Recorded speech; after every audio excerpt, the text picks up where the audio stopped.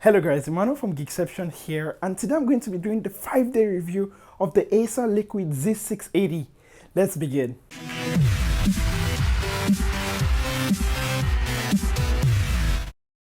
And welcome back guys. Now for people who do not know or people who are new to this channel, my 5-day review is a review where I use the phone every single day for 5 days. And at the end of each of those days, I shall be recording what I've observed from using the device. Now, before I get right into it, I understand that this video might be a bit long for some people, so check down in the description below for time codes in case you want to skip to certain days. And today's the first day that I've been using the Acer Liquid Z680, and the first thing I have to talk about is build quality. I like the build quality, it's very grippy, not slippery, and it feels really good in the hand. Also, I like how the back looks like. If you look at it from afar, you might actually think it's aluminum, but it's plastic that was made to look like aluminum, which feels really good. The display is also really nice. Even though it's a 720p display, it's really nice to use, and because of that zero cap technology that Acer employs, it feels really close to the touch when you actually use it. I also like the white balance of the display, which is not saturated, and it feels really flat, which I really actually love. Something that I really hate though is the fact that there's no double tap to wake the screen. But going into the settings, there's a quick touch setting which if you enable it, it allows you to unlock the phone by drawing an eye on the screen, which I found really useful, though sometimes it didn't work. Actually, most of the time you have to enable it at a certain angle. And rounding up today, I've already taken like some pictures with the camera of the phone, but I'm going to leave that till the day I do the dedicated camera review. A huge feature about this phone is the fact that it has a 4000 mAh battery, and at 11:57 p.m. today, I'd already gotten 3 hours and 20 minutes of screen on time with 40% left on the battery, which is beastly. Like, this phone is really amazing when it comes to battery life. And today's second day that I've been using the Acer Liquid Z680, and since I have no audio files or video files on the phone, I actually took advantage of the USB OTG function that this phone supports. I copied all my audio files and video files, and for an added advantage, I could actually play video files from the USB drive I plugged in. Moving on to the home screen, it supports a HTC-like blink feed interface where if you swipe to the leftmost part of the screen, you have all your social media feeds. But I found out that after the first day, which was yesterday, I didn't really use it much and I actually switched my launchers. Moving on to performance, even though today is just the second day I've been using the phone, I've not noticed any slowdown or lag. And switching between apps has been fairly quick, except sometimes even when you are switching between apps or opening apps, it takes a long while to open. Something I really hate about this phone though is the fact that Acer has so many bloatware on this phone. Like when I was counting, I actually counted up to 26 apps that Acer bundles with the phone, which is really preposterous. The only app I think can be useful is actually Opera Max, which actually saves your data by compressing your image and video files. But apart from that, most of it are just crap really. I'm moving on to battery life. At about 11:39 p.m, I got 4 hours 51 minutes of screen on time with 32% left, meaning this phone is a beast like I said yesterday. Battery life is amazing. Also, I use auto brightness. And today is the third day that I've been using the Acer Liquid Z680, and it's been a joy to consume media on the 5.5-inch 720p panel. And even though it's just only HD, not full HD, there's minimal color shift and saturation shift when you look at it from different angles. So when it comes to viewing angles, the Acer Liquid Z680 is superb. And I know you guys will definitely be interested in the audio test, especially since this phone comes with a DTS enabled speaker. So I ran a few tests, so check them out.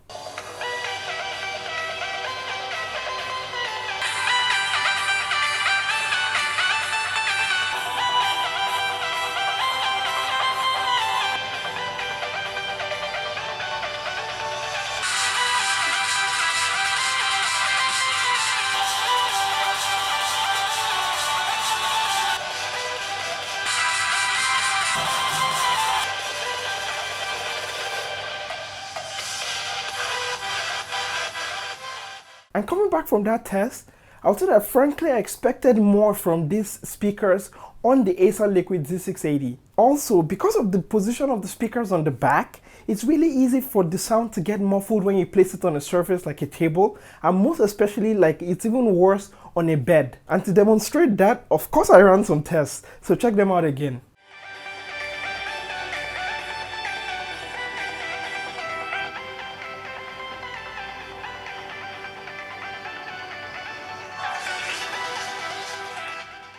And something I've had to do is, when I'm going to bed, I've had to turn the phone face down so that I don't miss alarms because of the speaker being blocked. Surprisingly though, when you're holding the phone in your hand, like let's say you're gaming or you're just browsing the web, it actually doesn't get muffled at all. And to demonstrate it, well, I also ran tests. So check it out.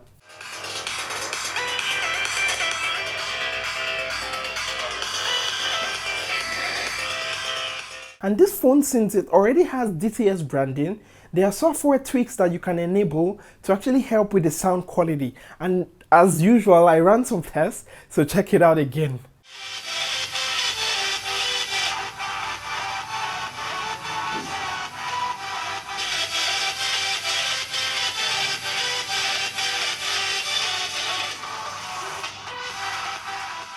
And as you guys can see, it actually improves the sound quality, even though it's not by much compared to other phones. And when you plug in your headphones, the difference is really clear. And rounding off the audio test of the phone, something I really hate about this phone is the fact that the notification sound is really low. And I promise you guys, this is the last test I'm going to be showing you guys. And rounding up today with battery life, I used the phone on auto brightness as usual, and at 11:49 p.m. I already had 3.2 hours of screen on time with about 53% left on the battery charge, which shows you guys that this phone is really nice, and that 4000 milliampere, I don't think I can ever run the phone down. And today's the fourth day that I've been using the phone, and I've been taking photos and videos with the camera since the first day. And taking a look at the camera interface is very quick with no shutter lag whatsoever, and I like the minimalistic settings. Swiping up in the interface reveals a bunch of modes, but since I started using the phone, I never used even one of them once. And as usual, I ran tests for you guys, both photos and videos, and I'm going to be playing the videos right about now. And this is a front camera test of the Acer Liquid Z630. Now, from what I'm seeing, it's not really looking that good at all. Like, hands down, worst camera I've tested 2015. But you guys tell me, I mean, I'm trying to walk now, trying to get how, if you're recording with the front camera, how it's going to be. This is outside, not so sunny, but as you can see, it doesn't have the exposure well. You know, there's no sharpness, there's no preservation of the shadows or highlights. It's just, ugh. Anyways, I'm going to be switching to the back right about now. And this is the back camera test of the Acer Liquid Z630. Now if I look there, try to get the dynamic range, this phone is really bad, guys. But let me show you guys for yourself so you can make the decision. So trying to look at these flowers here, as you can see, there's like very little detail. It looks very muffled. I don't know, you guys tell me what you feel in the description below down there. And you know, trying to focus on this tree right here.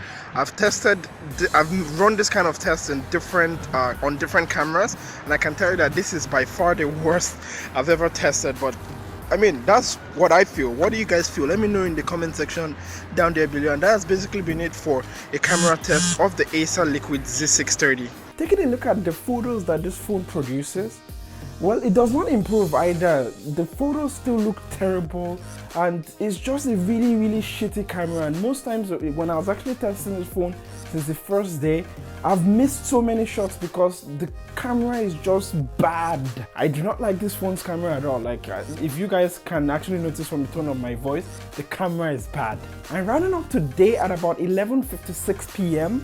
I had about 6 hours 20 minutes of screen on time with about 21% left on the battery, which is a really good score. Also, as usual, I left it on auto brightness. And today's the fifth and final day that I've been using the phone.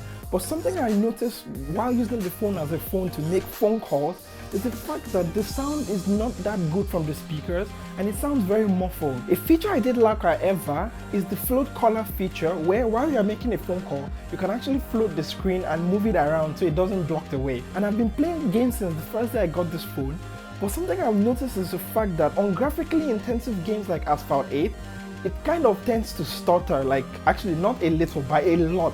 So when it comes to gaming, this phone is not really that strong. And after playing several games, I ran a temperature test for you guys, and the maximum temperature I got was 37 degrees, which means that this phone does not overheat at all. And finalizing today with performance, I think day 2, I came up with a performance of the phone. Well, today is the day 5, and I can tell you that there's lag definitely in the interface. You know, from opening one app to the other, switching between one app to the other, there's definitely lag there. At 6:25 p.m. today, I'd already gotten about 3 hours, 20 minutes of screen on time with about 59% left on the battery, which is really amazing. At least if you've been watching this video from the first day, you know that battery life is not a problem for this phone. And coming up to rounding up this video, I will go with my pros first. The battery life on this phone is awesome. Like, I've never been able to run it down in one single day. So when it comes to battery life, amazing device. I also like the feel in the hand. Even though it's a 5.5-inch device, it doesn't really feel that heavy or bulky. And for $155 or 628 ringgit here in Malaysia, this phone is priced at a really good price point. But coming to the cons about the device, the first thing I'm definitely hating about this device is the shitty camera. The camera on this phone might as well not have been included because it's really bad. And for a device that has DTS branding, the audio quality from the speakers is bad. Like, what? And rounding up my cons is the call quality. It could be definitely better. Like, most times I had to put the phone like almost entering into my ear just so that I could hear the other person. And for my final thoughts about this device, I would say I enjoyed using it a bit at the beginning, but as time went on, it really got frustrating because of the terrible camera. Call quality wasn't so good. So if there's one thing I can take home from this experience, is the fact that having a big battery is not the only thing that a phone needs to be awesome. Anyways, tell me what you think down there in the comment section below, and I shall make sure I respond to each one of you. Don't forget to like this video if you liked it, dislike it if there's anything you do not like in this video, and don't forget to subscribe so you don't miss future amazing, wonderful videos. I shall catch you wonderful people next time. Don't forget to be awesome. Bye.